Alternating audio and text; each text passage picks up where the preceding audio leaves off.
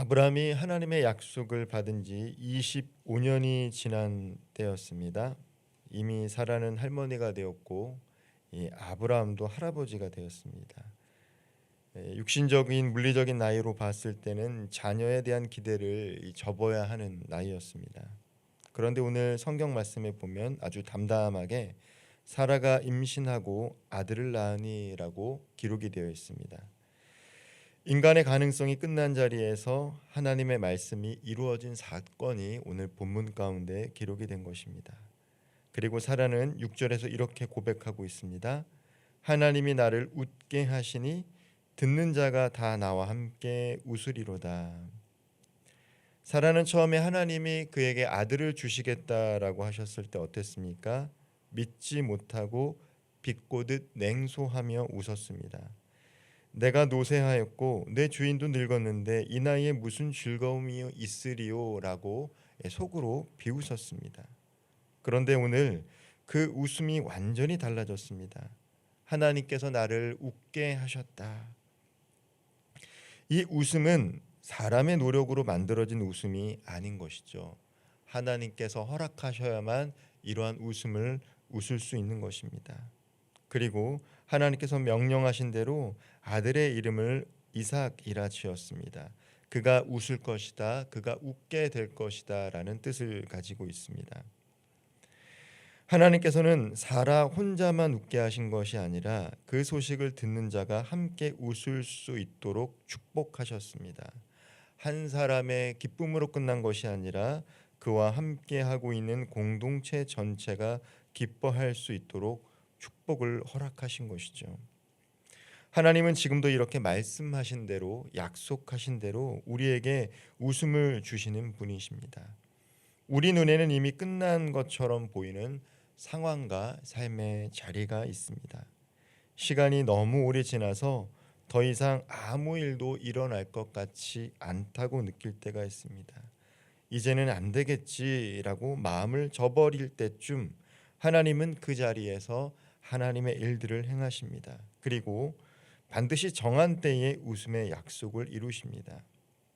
우리가 해야 할 것은 무엇입니까? 하나님께서 정한 때까지 기대하고 기다리며 기도하는 것인 줄 믿으시기를 소망합니다. 우리가 기대하고 기다리고 기도하면 하나님께서 정한 때에 우리에게도 동일한 웃음을 허락하십니다. 그런데 그 웃음이 가득한 집안에 항상 웃음만 있는 것은 아닙니다.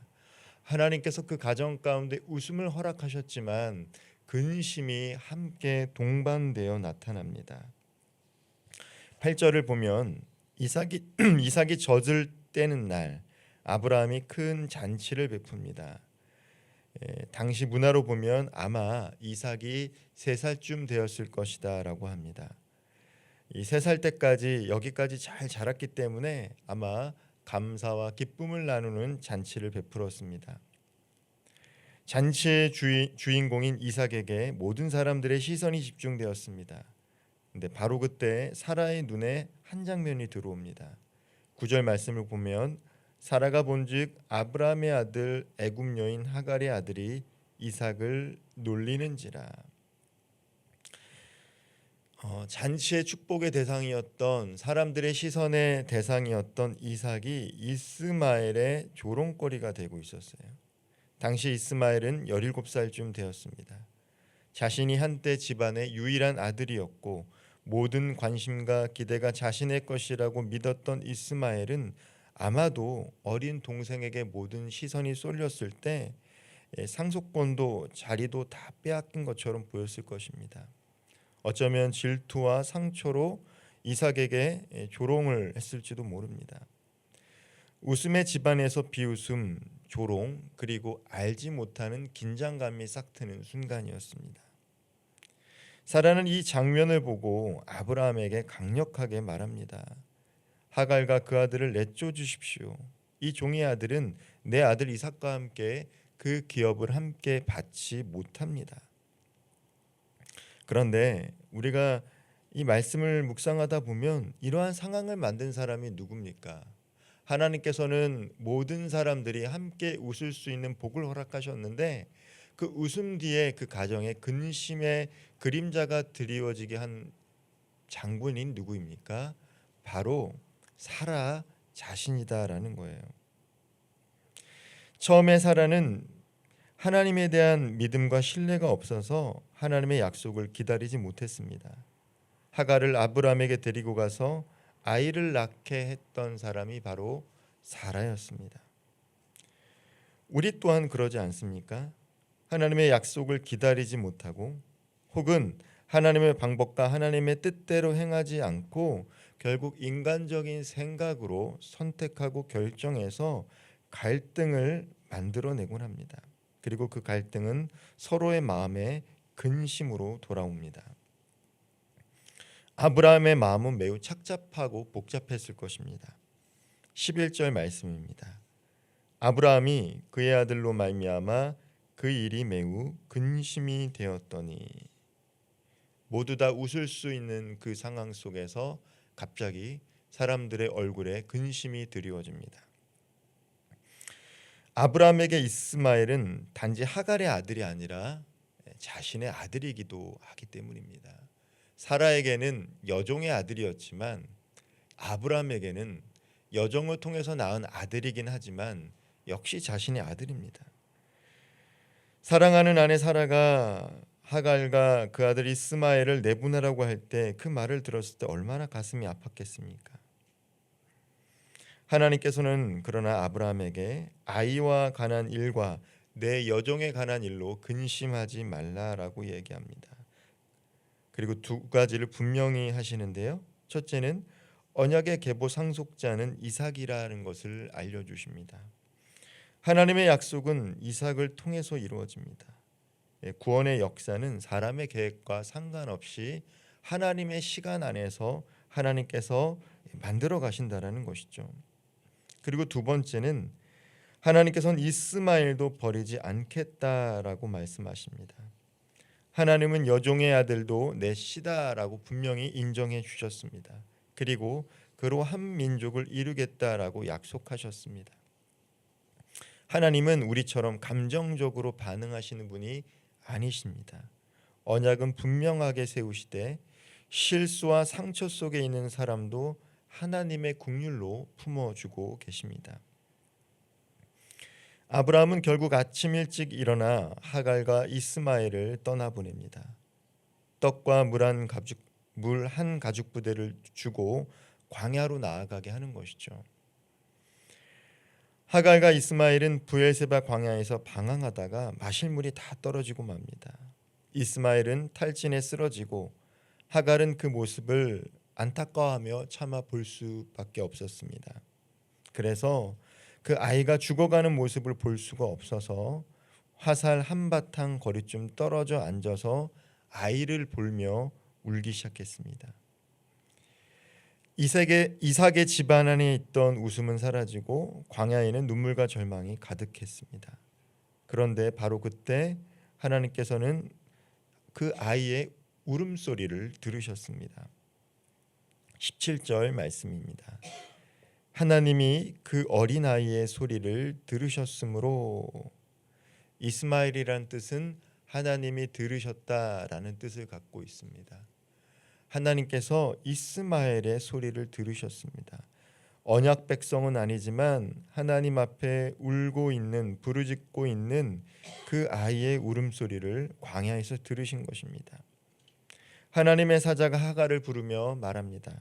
두려워하지 마십시오. 하나님이 저기 있는 아이의 소리를 들으셨습니다. 하나님께서 그로 큰 민족을 이루게 하실 것입니다. 그리고 하나님께서 하갈의 눈을 열어 광야 가운데 있던 샘물을 보게 하십니다.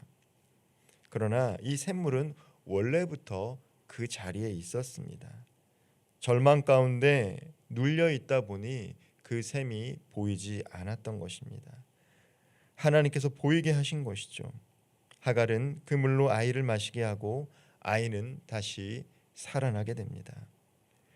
언약의 계보에서는 벗어났지만 하나님께서 그의 삶 속에서도 여전히 일하고 계시고 살 길을 열어가고 계시는 것이죠. 말씀을 마무리하겠습니다. 사랑하는 성도 여러분, 우리는 시간이 오래 지나면 지날수록 말씀보다는 현실에 안주하며 현실적으로 살아가기가 쉽습니다. 성경을 읽고 기도하지만 그것과 별개로 인간적인 생각과 방법을 선택할 때가 너무나도 많습니다. 그러나 우리가 창세기를 읽으면서 기억해야 될 것은 하나님은 약속을 하시면 반드시 약속을 성취하신다라는 것입니다. 우리가 해야 될 것은 무엇입니까? 하나님에 대한 약속을 기대하고 기다려야 합니다. 그리고 그 기다림을 기도를 통해 이뤄가는 것입니다. 세월이 지날수록 나이도 많고 상황은 변하지 않고 도와주는 사람이 없을 때 그냥 현실은 그런 거지라고 쉽게 포기하고 생각할 수 있습니다. 그러나 오늘 말씀처럼 하나님은 반드시 하나님의 때에 그 약속을 이루시는 것입니다. 이 새벽에 기도할 때에 포기했던 약속의 말씀을 다시 붙잡고 기도할 수 있는 시간이 되기를 소망합니다. 사라에게 웃음을 주셨던 것처럼 우리 가정에도 우리 교회에도 하나님이 주시는 웃음이 회복되며 그 기도를 가지고 주님 앞에 담대히 나아갈 수 있는 저와 우리 모든 성도님들 되기를 주님의 이름으로 축원드립니다. 기도하겠습니다. 사랑과 은혜가 풍성하신 하나님, 하나님께서는 우리 삶 가운데 늘 웃음만 주시기를 원하십니다. 하나님의 약속을 믿고 기다리고 기대하며 기도할 때 하나님의 때에 하나님의 방법으로 우리 삶 가운데 우리가 기대하지 못할 많은 웃을 날들이 있을 줄 믿습니다. 그러나 우리가 너무나도 연약하여 하나님의 때를 기다리지 못하고 인간적인 방법으로 살아가 그러했던 것처럼 하나님의 계획과 상관없이 우리의 생각과 우리의 뜻대로 인생을 살아가다 보면 우리가 만들어낸 갈등과 불신과 염려로 걱정과 근심에 쌓일 때가 있습니다. 그러나 그것조차도 하나님의 긍휼로 품으시며 우리의 삶을 가장 선한 길로 인도하실 줄 믿습니다.